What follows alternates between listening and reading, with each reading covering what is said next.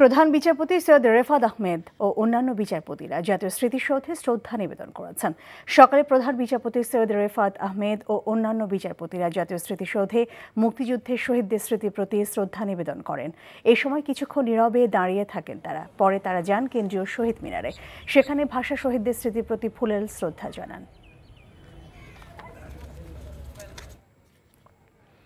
দেশের 25তম প্রধান বিচারপতি সৈয়দ রেফাত আহমেদের প্রথম কর্মদিবস আজ। দর্শক, এ বিষয়ে জানতে যাচ্ছি সুপ্রিম কোর্টে। সেখানে আছেন আমাদের সহকর্মী তামজিদ সুমন।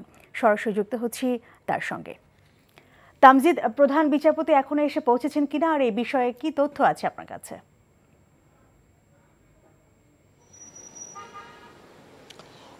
না, এখনও প্রধান বিচারপতি এসে পৌঁছাননি এবং এই আদালত প্রাঙ্গণে সুপ্রিম কোর্টে সবাই আসলে অপেক্ষা করছেন যে প্রধান বিচারপতি কখন কোর্টে এসে পৌঁছাবেন।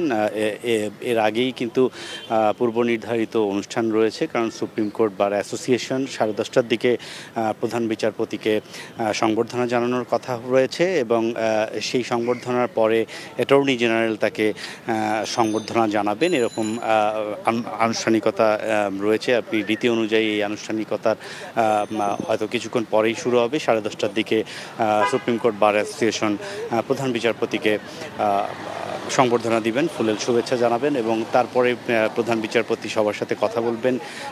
এবং আজকেই কিন্তু এই ফুল বেঞ্চের, আপনি জানেন দীর্ঘদিন থেকে, বেশ কিছুদিন থেকে সুপ্রিম কোর্টের বিচার কাজ বন্ধ ছিল এবং আজকেই সেটি চালু হওয়ার কথা আছে। অর্থাৎ বিভিন্ন বেঞ্চের যে কার্যক্রম, নিয়মিত কার্যক্রম, সেগুলো চালু করবেন।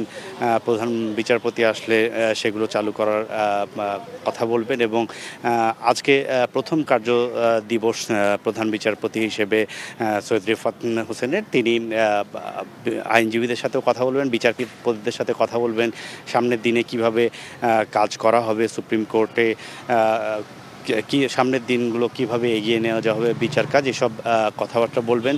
তো সব মিলিয়ে আনুষ্ঠানিকতার বিষয়গুলো আসলে 10:30টাতেই শুরু হবে এবং সেই আনুষ্ঠানিকতার জন্য এখন সবাই প্রস্তুত রয়েছেন।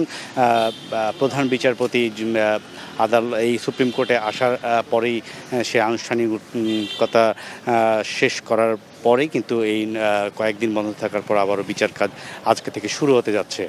লিনা, জানছিলাম সুপ্রিম কোর্টের খবর।